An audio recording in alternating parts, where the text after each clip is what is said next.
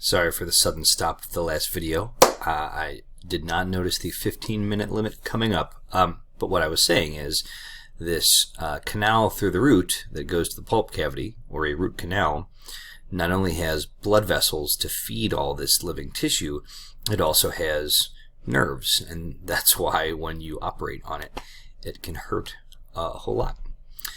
So there are different kinds of teeth. Most organisms that have teeth do not have different kinds of teeth. This is a uniquely mammalian thing. But we have incisors, which are your front teeth for like slicing things. We have cuspids or canines, which are good for tearing and slashing. Usually carnivores, like lions and tigers, so will have bigger cuspids because they do more tearing and slashing. Have a single root. Bicuspids have one or maybe two roots. Molars have three roots. They're sometimes called tricuspids.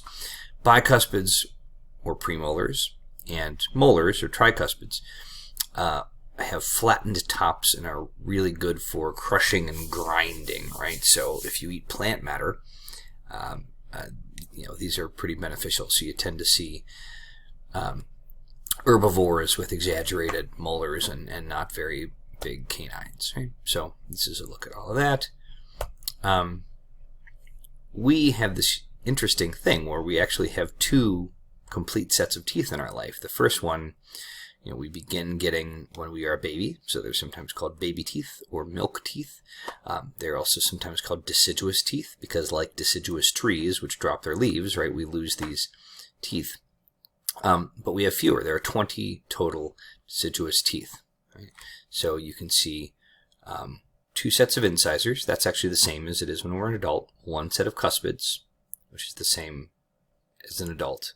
By the way, everything I say here, one set of cuspids, we also have another set of cuspids on the bottom. Right? But the difference is there are no premolars and there are only two sets of molars when you're babies. Right? You can see this is new teeth coming through the bottom and erupting through.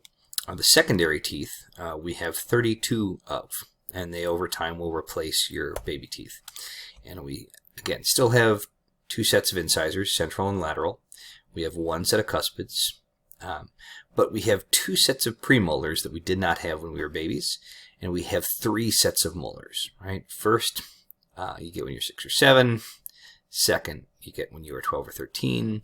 And the third, you don't get until you are late teens, early 20s.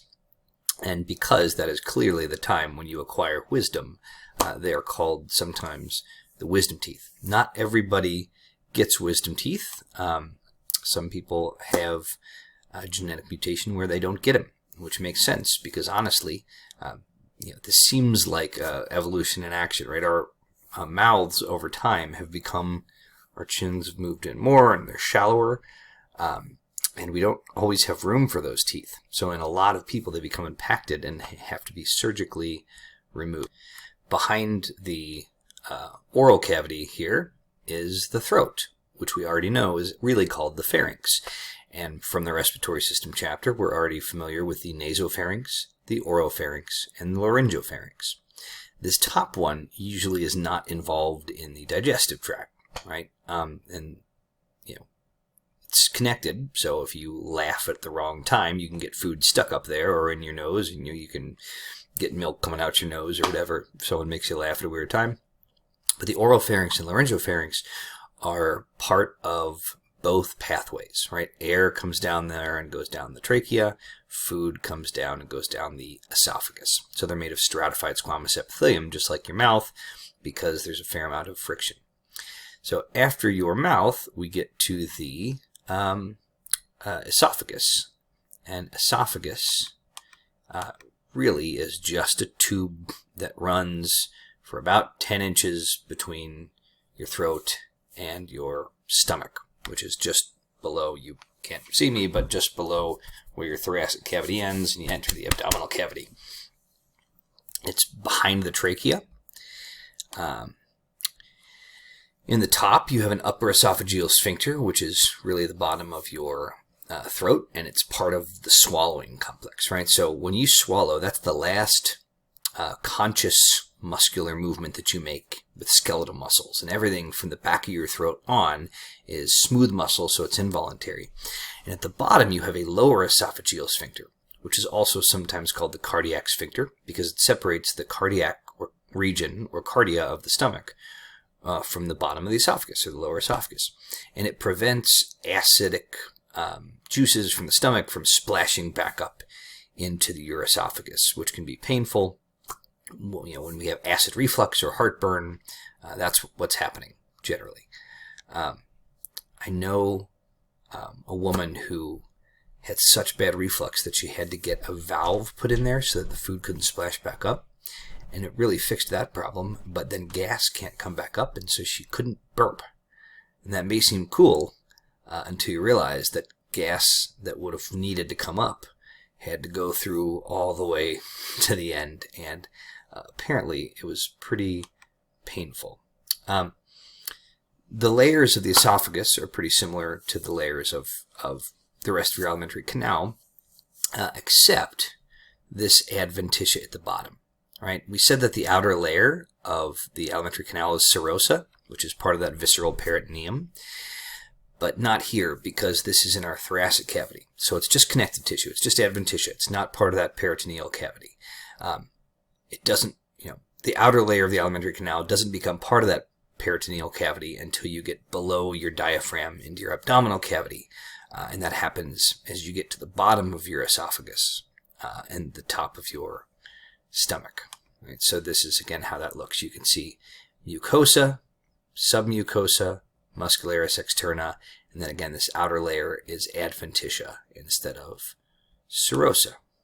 Swallowing has 3 phases. The first one is the buccal phase, and this is buccal, like your buccalis, like that muscle in your cheeks. This has to do with like your oral or buccal cavity, and this begins with compression of the bolus of food, which is what we call the mush of food that we create in our mouths, against the hard palate. Right, with your tongue, you sort of push it against your hard palate and push back into your oropharynx,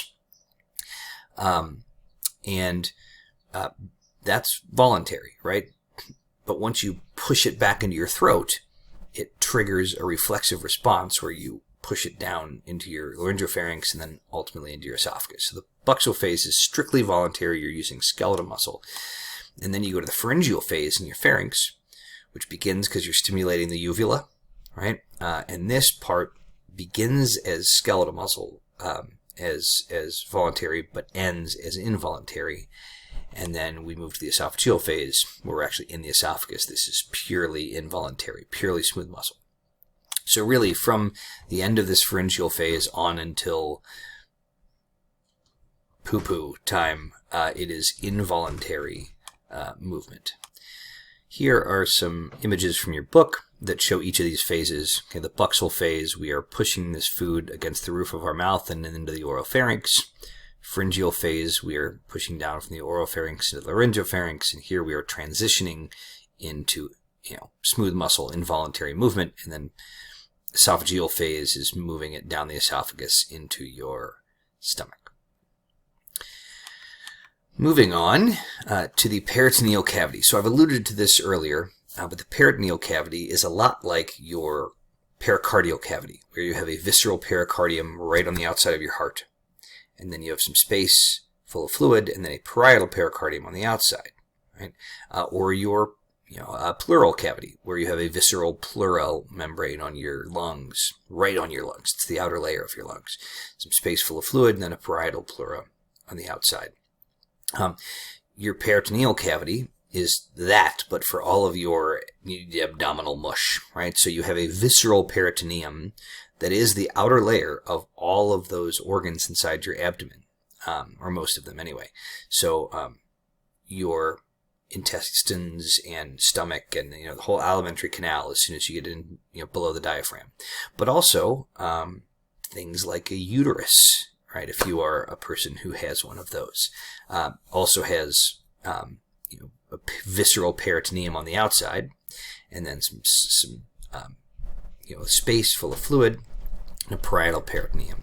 And that's important because, again, you don't want to get, you need some lubrication around that canal, that alimentary canal, so that you don't harm it.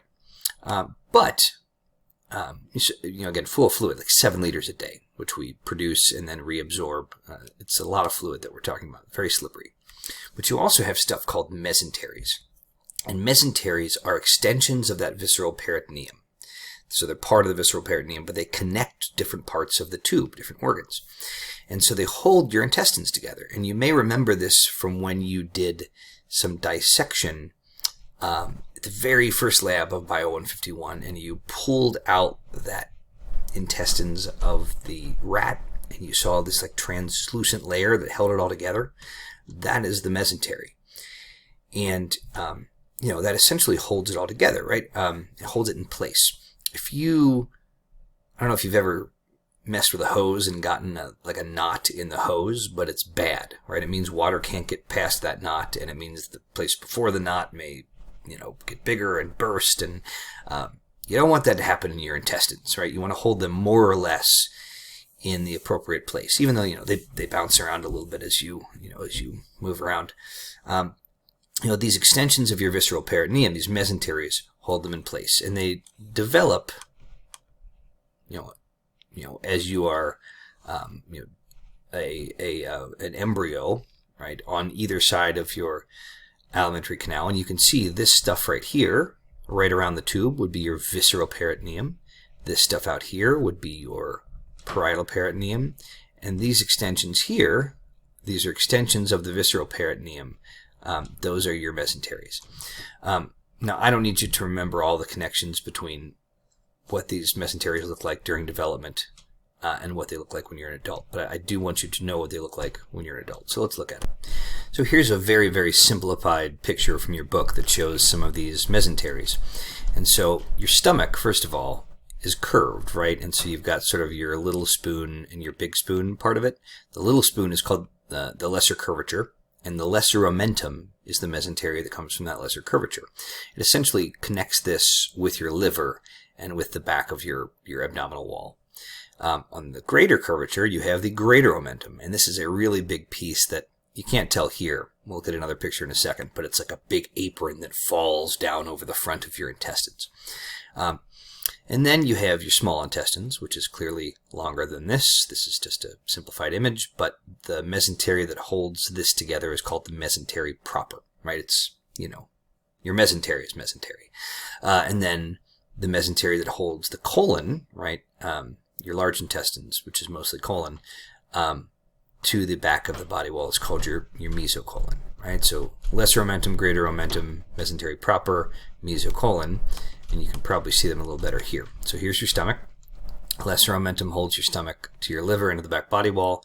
Greater omentum is cut here, but it would come all the way down in front here. Again, literally like an apron full of fat in front. So if somebody wants to operate on your intestines, they need to lift the greater omentum out of the way to get in there. And then they can let it fall back down at the end. Right? You can see all of this stuff here that's holding the small intestines together is your mesentery proper. All of this stuff here that's holding your large intestines to the back body wall is called your mesocolon. This is a side view, cross section. It's a little bit weird to look at, but you can see your stomach here with the lesser omentum that holds to your liver, greater omentum that comes down from the greater curvature and is like an apron. You have your mesentery proper that holds the small intestines together. And then this is showing you a cross-section of your colon, right? This would come all the way around, but this is all you can see of it from this view, and this is the mesocolon that holds it to the back.